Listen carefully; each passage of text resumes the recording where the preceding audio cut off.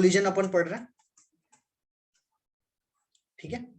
तो कोलिजन अच्छे से समझना है अगर, तो आपको एनएलएम थोड़ा सा पता होना चाहिए, थोड़ा सा वर्क एनर्जी पावर, ये दोनों चैप्टर का थोड़ा थोड़ा चीजें अपने को आइडिया आना चाहिए। अगर आपको थोड़ा सेंटर ऑफ मास भी पता हो सिस्टम ऑफ पार्टिकल से, तो और अच्छे से समझेगा। फाइन, चल। तो कोलिजन में टाइप्स होते हैं 1D 2D, okay, on the basis of कि कोलिजन जो दो चीजों का हो रहा है वो किसी एंगल पे हो रहा है कि सीधा सीधा हो रहा है। जैसे कि अपन कैरम खेलते हैं, अगर अपन किसी कॉइन को एकदम सीधा मारे और वो कॉइन भी फिर सीधा सीधा जाए, मतलब तुमने जिस लाइन पे स्ट्राइकर मारा उसी लाइन पे कॉइन भी सीधा सीधा जाए, तो उसको कौन सा मोशन बोलेंगे? 1D मोशन बोलेंगे, 1D कोलिजन बोलेंगे, ठीक है ना। और 2D मतलब अगर आपने स्ट्राइकर से कॉइन को एक एंगल पे मारा, आपने मारा ऐसा और कॉइन चला गया ऐसा, ऐसा होता है ना, अपन जानबूझ के हम कोशिश करते हैं ना कि कॉइन को थोड़ा टेढ़ा लगे और फिर वो होल में चला जाए, करते हैं ना। Yes sir. ये ऐसा ऐसा हिट किया, ये ऐसा एक दूसरे को हिट कर रहा है, ये V1 ये V2 या U1 U2 बोल लेते हैं, U1 ये U2 एक दूसरे को हिट कर रहे हैं, एक दूसरे की लाइन में है। और अगर समझे कैसा है, ये ऐसा U1 है और ये ऐसा टेढ़ा है थोड़ा सा या रुका हुआ है, तो जैसे हिट करेगा इसको, ये शायद इधर चला जाए, ये शायद इधर चला जाए, तो this is 2D which is also called as oblique. Oblique बोलते हैं, और इसको हेड ऑन भी बोलते हैं, head on. So on the basis of कि कोलिजन के बाद क्या होने वाला है, हेड ऑन और ऑब्लिक बोलते हैं, ठीक है। फिर कोलिजन में 3 टाइप और बोले जाते हैं on the basis of energy conservation. एक को बोलते हैं इलास्टिक, एक को बोलते हैं इनइलास्टिक। दोनों परफेक्टली है, परफेक्टली इलास्टिक, परफेक्ट इलास्टिक, और बीच वाला है पार्शियल। अगर देखो किसी भी कोलिजन में 3 फेजेस होते हैं, before collision, during collision, after collision, ठीक है। अब बिफोर कोलिजन में दोनों पार्टिकल्स जो हिट करने वाले हैं उनकी खुद की काइनेटिक एनर्जी हो सकती है ना, कोई एक रुका हुआ भी हो सकता है, ऐसा भी हो सकता है ना। तो कोलाइड करते वक्त थोड़ी सी काइनेटिक एनर्जी उस सिस्टम के अंदर चली जाती है जो डिफॉर्म हो गया। डिफॉर्म मतलब जब कोई चीज टकराती है तो डिफॉर्म होती है, तो पोटेंशियल एनर्जी है ना, जब अरेंजमेंट थोड़ा सा बिगड़ जाता है तो पोटेंशियल एनर्जी आ जाती है उसके अंदर। Potential energy is that part of energy, mechanical energy which is associated with the arrangement of the mass. तो काइनेटिक एनर्जी थोड़ा सा पोटेंशियल एनर्जी में चली गई। अभी वो रिफॉर्म होने की कोशिश करता है, रिफॉर्म होने की। अगर रिफॉर्म हो गया कंप्लीटली एकदम प्रॉपरली तो उसको इलास्टिक कोलिजन बोलेंगे। अगर वो जैसा डिफॉर्म हुआ था और वैसा का वैसा ही रह गया तो उसको परफेक्टली इन इलास्टिक बोलोगे। और अगर वो थोड़ा सा रिफॉर्म हुआ और थोड़ा सा डिफॉर्म रह गया तो उसको पार्शियल बोलोगे। इलास्टिक वाले में जितनी कोलिजन से पहले एनर्जी थी काइनेटिक, उतनी कोलिजन के बाद भी है, क्योंकि सारी की सारी पोटेंशियल फिर से मिल गई उसको, सिस्टम को। इन इलास्टिक में maximum kinetic energy potential energy में स्टोर होकर रह ही जाती है, वापस मिलती ही नहीं। पार्शियल में थोड़ी सी रह जाती है, थोड़ी सी वापस मिल जाती है, ठीक है। तो इलास्टिक को आप ऐसा समझ लो या ऐसे याद रख लो कि kinetic energy is conserve before and after. During collision किसी में भी कंजर्व नहीं हो रही kinetic energy. Mechanical energy is always conserve, total energy is always conserve, okay. But kinetic energy भले ही कैसी भी टाइप का कोलिजन क्यों ना हो, ड्यूरिंग कुछ कंजर्व नहीं होता, चेंज होता ही है काइनेटिक की बात करूं तो। चलो ठीक है, तो ये मैंने बाइफर्केशन दी है 1D 2D, elastic, partial, elastic, okay. फिर और दो है, उसके अंदर मैं बोलता हूं कि जो कोलाइड कर रहे हैं कंपेरेबल हो, M1 and M2 are comparable, लगभग सेम है। M1 M2 का डबल ट्रिपल होगा बस, उससे ज्यादा फर्क नहीं। और दूसरा टाइप का इसके अंदर बहुत एक मास बहुत ज्यादा भारी, जैसे बॉल को दीवार पे मारा, कि दीवार बहुत भारी है। बॉल को एक चलती हुई गाड़ी पे मारा, गाड़ी बहुत भारी है। बुलडोजर चलते हुए आ रहा है, आपने उसके सामने पत्थर फेंक दिया, जो कोलिजन होगा उसके अंदर क्या कुछ फर्क है मास का बहुत ज्यादा। तो ये टाइप के अपने पास रफ रफ इसका इंट्रो है। क्या अभी तक सब कुछ क्लियर है क्या सबको? अनन्या क्लियर है ना, पक्का? सर इनइलास्टिक में दबते नहीं है? इलास्टिक में दबते हैं, दबे हुए रह जाते हैं। अच्छा, और पार्शियल में दब के नॉर्मल हो जाता थोड़ा सा नॉर्मल होता है, थोड़ा सा रह जाता है। सर इलास्टिक सर में पूरा मतलब में दबता वो ही नहीं है। हो जाते हैं। एक एक बोलो यार। अच्छा, कोई तो बोलो यार। सर इलास्टिक में दब जाते हैं मतलब नहीं दबते दबते सर। हैं, दबते तीनों में है, पर लेकिन इलास्टिक में अच्छा, रीफॉर्म भी हो जाता है, रीफॉर्म।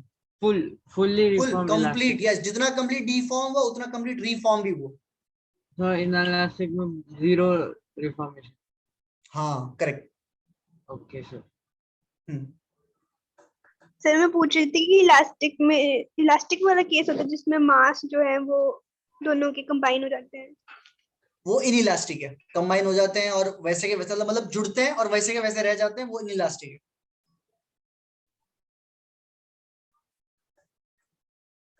यही पूछ रहे थे ना, वो इलास्टिक नहीं है। इलास्टिक में U1 U2 होता है और फिर V1 V2 भी अलग अलग हो सकता है। इन इलास्टिक में V1 V2 सेम होता है, V कॉमन बोलते हैं हम लोग उसको। समझा?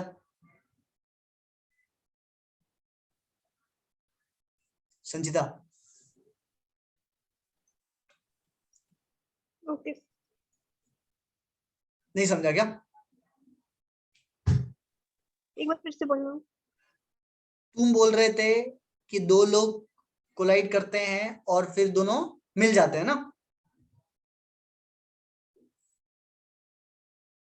यही बोल रहे थे, क्या बोल रहे थे यस तुम?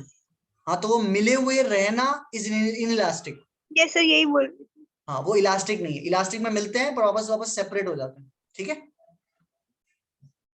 दर्शिका, तुझे क्लियर है ये?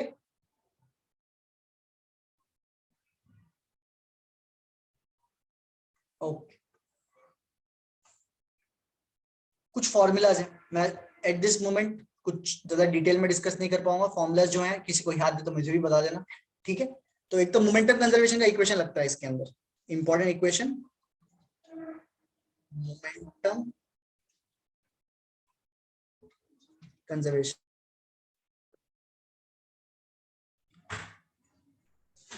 क्या हो गया बीच में? आवाज चली गई थी क्या मेरी? वापस आ गई आवाज? Yes sir.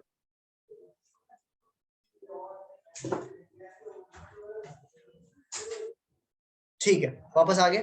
मोमेंटम कंजर्वेशन एक इंपॉर्टेंट इक्वेशन होता है। Momentum before collision is equal to momentum during collision is equal to momentum after collision. ये कभी चेंज नहीं हो, ये कभी पूरे सिस्टम का हमेशा कंजर्व रहता है। क्या ये बात क्लियर है सबको? Before, during, after. सर तीनों में। यस, तीनों में।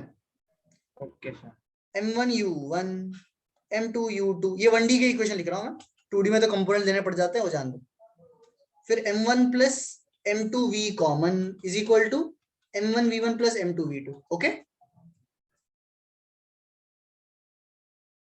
संचिता, इक्वेशन क्लियर है?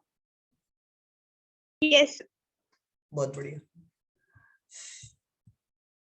इनइलास्टिक, परफेक्टली इनइलास्टिक में यहीं पे आके रुक जाता है। आफ्टर कोलिजन भी यही इक्वेशन है। M1 प्लस, दोनों V1 V2 सेम है, दोनों VC लिख देते हैं अपन, V कॉमन। दूसरी चीज जो काम आती है वो है equation of coefficient of restitution.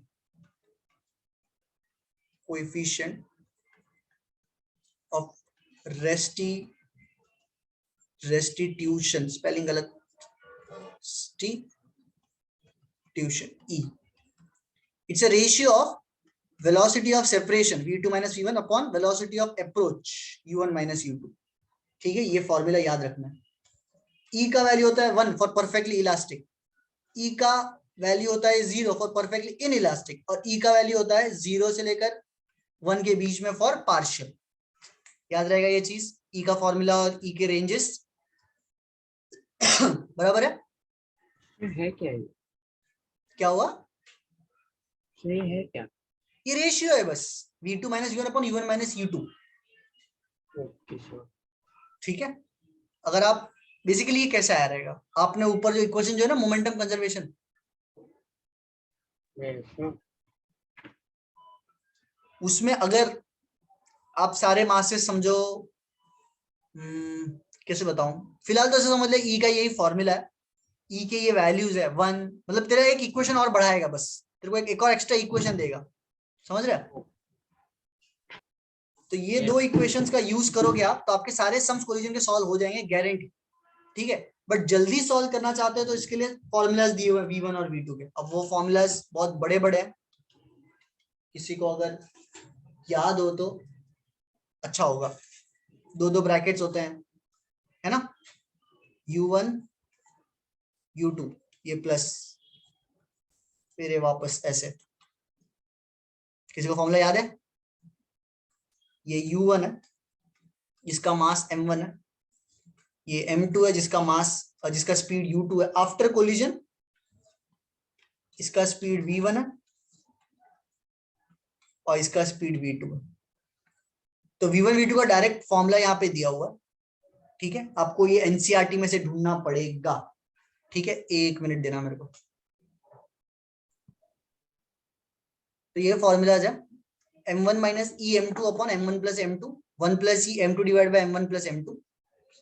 और दूसरे में आपको खाली 1 और 2 रीअरेंज करना है। यहाँ पे आप लिखोगे m2 माइनस ई m1, नीचे तो चलो m1 प्लस m2 ही रहने दो, यहाँ पे आप u2 लिखोगे, यहाँ पे अगेन 1 प्लस ई m1 अपॉन नीचे m1 प्लस m2 और यहाँ पे u1 लिखोगे, ठीक है। तो ये दो फॉर्मूलाज है। अगर सम कॉम्प्लेक्स दिखे, आपको लग रहा है कि भाई मैं वो दो इक्वेशन लिखता हूँ तो बहुत बड़े बड़े इक्वेशंस आ रहे हैं, दो लंबे लीनियर इक्वेशंस आ रहे हैं, तो आप डायरेक्टली इसका यूज कर सकते हो। अगर परफेक्टली इलास्टिक बोला तो इसी के अंदर ई का वैल्यू क्या लिख लोगे 1, ओके। अच्छा, इसको मैं थोड़ा छोटा करके बताता हूँ एक पर्टिकुलर केस के लिए। अगर समझो m1 is equal to m2 है और ई का वैल्यू 1 है, तो v1 का और v2 का फॉर्मूला क्या बनेगा? v1 का और v1 का फॉर्मूला क्या बनेगा उतना बता दो चलो।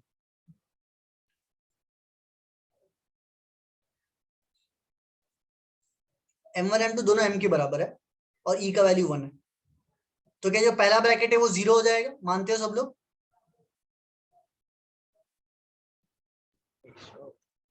अनन्या, संचिता, सही है, पहला ब्रैकेट 0 हो जाएगा v1 का।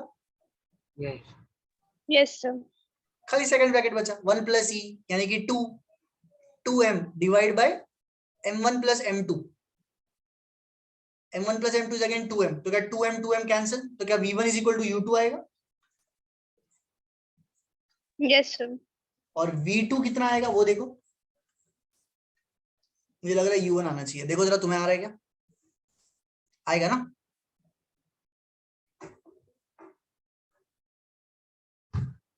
इसको क्या बोलोगे? क्या मैं बोल सकता हूँ वेलोसिटी एक्सचेंज हो गई है? Yes sir. तो ऐसा होता है, वेलोसिटी एक्सचेंज हो जाती है अगर दोनों के मास सेम हो और कोलिजन परफेक्ट इलास्टिक। क्या कभी ऐसा हुआ है कैरम में तुमने खेला है, तुमने स्ट्राइकर से कॉइन को मारा और कॉइन सीधी सीधी खड्डे में चली गई और स्ट्राइकर तुम्हारा वहीं रुक गया, ऐसा कभी हुआ है? तो मान सकते हैं ऐसा कि लगभग दोनों का मास सेम है, लगभग है, और तुम्हारा कोलिजन परफेक्ट इलास्टिक है, तो कॉइन को वेलोसिटी मिल गई। कॉइन की पहले 0 थी, अब स्ट्राइकर की 0 होगी, एक्सचेंज होगी वेलोसिटी, हुई कि नहीं? करेक्ट, ठीक है। तो ये डायरेक्ट इससे यूज कर सकते हो या ये दोनों इक्वेशन को एक साथ भी यूज कर सकते हो आप, दो इक्वेशन आपको मिलेंगे, आप सॉल्व कर सकते हो, कोई प्रॉब्लम नहीं है।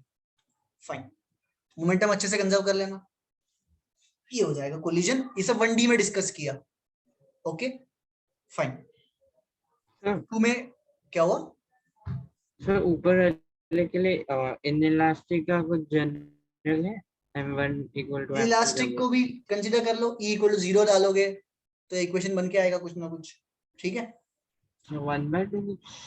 एग्जांपल ले लेता हूँ तेरे सामने जिसमें मेरे को फॉर्मूला लगाने की जरूरत नहीं। समझिए 2 kg है और ये 10 मीटर पर सेकेंड है, ठीक है। ये समझ 3 kg है और ये स्टार्टिंग में रेस्ट में, और जो कोलिजन होगा उसका E इज इक्वल टू 1/2 है। फाइन V1 एंड V2, समझा कुछ कैसे करना, मतलब क्वेश्चन समझा? Yes sir. तो मैं या तो फॉर्मूला लगा दूं बड़ा वाला, या फिर मैं अपना स्टैंडर्ड इक्वेशन यूज करूं, m1 v1 लगा दूं। Yes 2 into 10 plus 0 is equal to 2v1 plus 3v2, एक इक्वेशन आ गया लीनियर। Yes sir. अब ई वाला 2 e यानी कि 1/2 v2 minus v1 upon u1 minus u2, यानी कि मैं लिख सकता हूँ v2 minus v1 is equal to 5।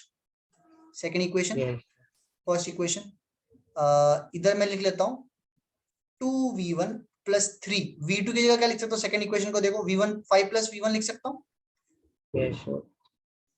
Equal to 20। करो सॉल्व, 2 plus 3 5v1, यहाँ पे 15 है, 15 दो जाके क्या हो जाएगा 20 माइनस 15 5। क्या कोइंसिडेंटली वैल्यू, क्या मस्त वैल्यू है, वरना नॉर्मली मैं जब रैंडमली वैल्यू लेता हूँ कुछ ना कुछ फ्रैक्शन डेसिमल ऐसा कुछ आ जाता है ना। तो v1 का वैल्यू 1 आ गया, तो v2 का वैल्यू कितना आ जाएगा 6 आ जाएगा। v2 माइनस v1 5 है ना। यस हाँ यस देखो क्या आ गया ना, दो इक्वेशन का यूज किया निकल के आ गया। इजीली आ गया अच्छी बात है, कभी कभी इजीली नहीं आता तो कभी कभी वो इक्वेशन हेल्प कर जाता है। ठीक है, क्लियर है सबको। Yes sir. फाइन, एक इक्वेशन परफेक्टली इलास्टिक का भी। एक पर्सन है 50 किलो का लड़का है, भाग रहा है, ये स्केट बोर्ड है, स्केट बोर्ड खाली 10 किलो का है, वो भाग रहा था 10 मीटर पर सेकंड से, वो इसके ऊपर कूदा और फिर दोनों साथ में चलने लगे। तो कौन से टाइप के कोलिजन के अंडर पढ़ना पड़ेगा इसको। हाँ सर। परफेक्टली इलास्टिक बोलना पड़ेगा क्योंकि दोनों साथ में चल रहे हैं अभी कोलिजन के बाद। मोमेंटम कंसिडर कर लो, 10 into 50 plus 0 is equal to, दोनों का मास मिल गया कितना 60 इंटू वी आ गया v का वैल्यू। कभी कभी ई की जरूरत भी नहीं पड़ती, जैसा इस केस में कितना है 50 50 बाय 60 मीटर पर सेकंड। समझा क्या संचिता। Yes sir. ठीक, फाइन, ये 1D हो गया। अच्छा, एनसीईआरटी जरा रिफर करना, उसके अंदर directly fractional change in kinetic energy, इसके रिलेटेड कुछ सम्स दिए हुए हैं सॉल्व एग्जांपल में। वो डायरेक्ट फॉर्मूला है कुछ तो 2m1 m2 divide by m1 plus m2, ऐसा फ्रैक्शनल का फॉर्मूला डिराइव किया उन्होंने भी।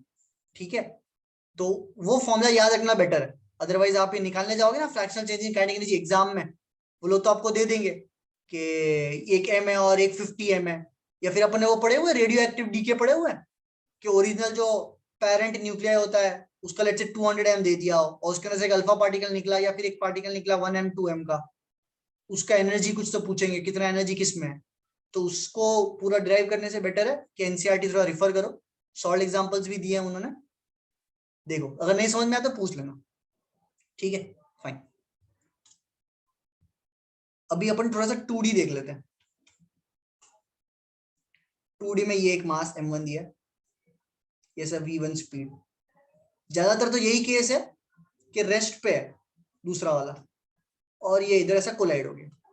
ठीक है, तो जो केस बुक में दिया है वो ये दिया है कि m1 m2 है, ज्यादातर कभी कभी इक्वल भी ले रहे हैं वो लोग, इक्वल लिया, e का वैल्यू 1 लिया और u2 जो है initial speed of the second particle is 0, ये ज्यादातर केस है। ठीक है, कोलिजन के बाद ये परपेंडिकुलर लाइन मैंने बना दी, तो क्या मैं बोल सकता हूँ m2 इधर चला जाएगा किसी v2 से और m1 ऐसा ऊपर जाना पड़ेगा उसको। अग्री करते हो सब लोग θ1 θ2 एंगल पे।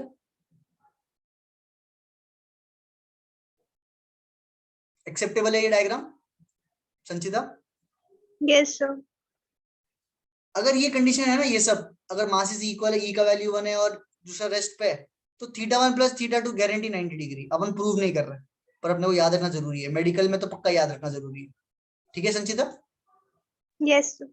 दर्शिका क्लियर है ये। हाँ सर। हाँ हाँ। θ1 प्लस θ2 90 डिग्री होना ही चाहिए। ठीक है, तो अगर एक 30 है तो एक 60 होगा।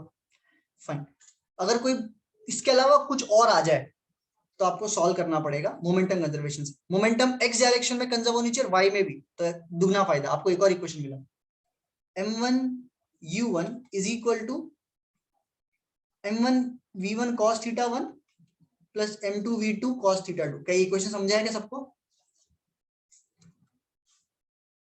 इनके कंपोनेंट्स ये डायरेक्शन में, समझे कि नहीं। Yes sir. ठीक है ना। वैसे वाई डायरेक्शन में मोमेंटम क्या होगा, पहले तो कुछ है नहीं, यानी कि सेकंड कोलिजन के बाद जो मोमेंटम है वाई डायरेक्शन में वो एक दूसरे को कैंसिल आउट कर देना चाहिए।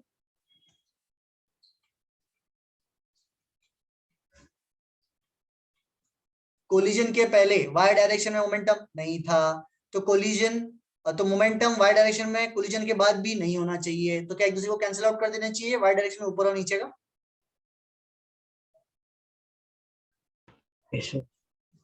संचिता ठीक है। सर क्या कहना चाहिए। मोमेंटम वाई डायरेक्शन में आफ्टर देखो बिफोर कोलिजन मोमेंटम है क्या वाई डायरेक्शन में? नहीं है ना। No sir. तो आफ्टर कोलिजन में भी जो y कंपोनेंट्स है ऊपर m1 और m2 के, वो कैंसिल आउट हो जाने चाहिए। यस तो वही तो मैंने लिखा है सेकंड इक्वेशन, दिख रहा है m1 v1 sin theta 1 m2 u2 sin theta 2। Yes yes.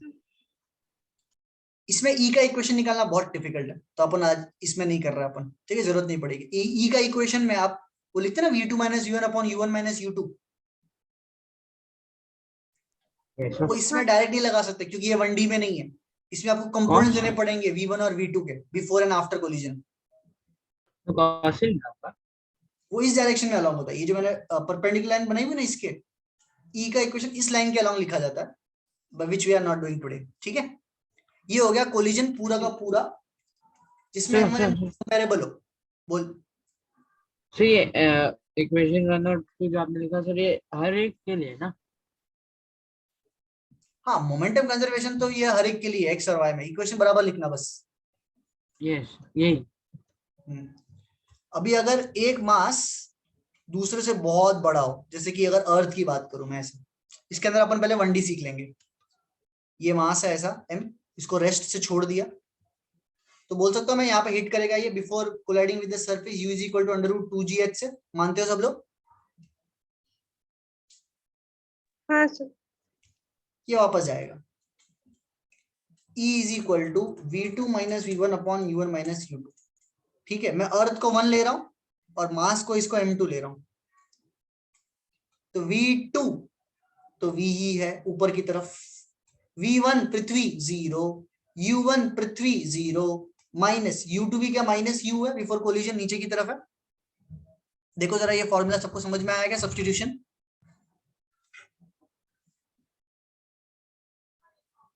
आपने माइनस क्यों लिया? नीचे की तरफ है ना, u नीचे की तरफ है, ठीक। तो E is equal to v upon u आया, तो मैं बोल सकता हूँ v इज इक्वल टू क्या आ जाएगा, E टाइम्स ऑफ, याद रहेगा ये velocity of the ball after collision from the ground और from a heavy object is E times of initial speed. u से नीचे आया था, E के फैक्टर से वापस चला गया ऊपर। समझ में आई बात? एक बार फिर से। अब ये थोड़ा सा ही ऊपर जाके वापस नीचे आ जाएगा, इसका स्पीड EU है, फिर से वापस जाएगा तो इस बार E स्क्वायर U हो जाएगा, ये वापस नीचे आएगा, नीचे वापस E स्क्वायर U से आएगा, वापस ऊपर E क्यूब U से जाएगा। संचिता समझ में आएगी बात पूरी? यस सर, ये पढ़ा।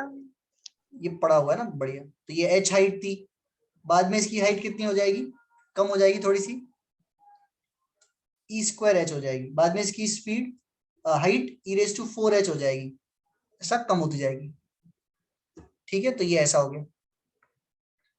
अभी 2D देख लेता हूं मैं एक बार।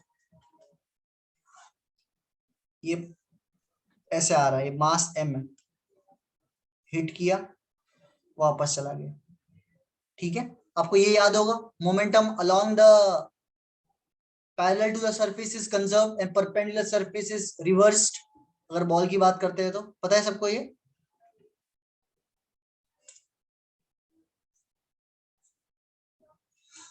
थीटा है, ये भी थीटा ले लेते हैं, और ये चीज को अल्फा ले लेते हैं, तो मैं इसको भी अल्फा ले सकता हूँ। डायग्राम क्लियर है क्या, थीटा और अल्फा? यस। ये वाला क्या u साइन थीटा होगा, ये नीचे वाला u कॉस थीटा होगा, इधर ये v हो गया, ये v क्या होगा इधर साइन अल्फा होगा, और ये वाला v कॉस अल्फा। क्या ये एकदम क्लियर है? ये भी क्लियर है सबको? अनन्या? अच्छा, इसमें u का कौन सा कंपोनेंट, u साइन थीटा या u कॉस थीटा चेंज कभी नहीं होगा? कौन सा कंपोनेंट चेंज नहीं होगा? साइन। करेक्ट। तो क्या बोल सकता हूं, along the surface momentum is conserve, यानी कि u sine theta should be equal to v sine alpha. सही है दर्शिका ये इक्वेशन? हाँ हाँ। और perpendicular to surface u cos theta से रहा है, तो जाएगा वो e times of u cos theta से। पता है सब, अभी थोड़ी देर पहले देखा ऊपर, ई से रिटर्न हो जाता है वापस, हाँ हाँ यानी v cos of alpha is e times of जो स्पीड आई थी। सही है ये? अनन्या समझा क्या दोनों इक्वेशन? ये दूसरा नहीं। दूसरा इक्वेशन नहीं समझा? अरे देखना, परपेंडिकुलर नीचे आ रहा है u cos थीटा से, तो जाएगा वो e times of u cos theta से ना, जिसको मैंने v sin v cos alpha लिखा हुआ है।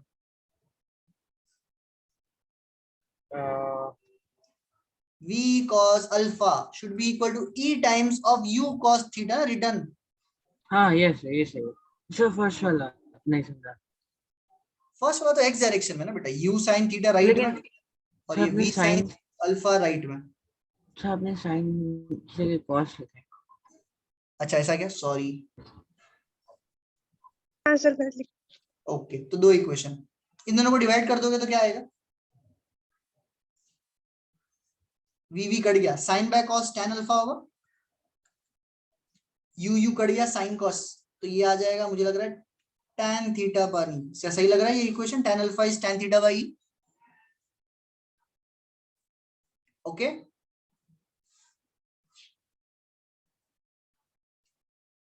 Yes sir. कड़क, ये हो गया पूरा का पूरा कोलिजन शॉर्ट। तो वो सेकंड वाला केस क्या था, मतलब किस केसेस में होगा? कौन सा ये सेकंड वाला? तो ये तो नीचे ये 2D है। ये कभी भी हाँ ये जनरली बताया मैंने, इसमें कुछ एक्सेप्शन नहीं है, बस एक मास बहुत हेवी होना चाहिए। जिस तरह तुम लोग, हाँ फाइन फाइन, ओके चलो ठीक है, दिस इज कोलिजन।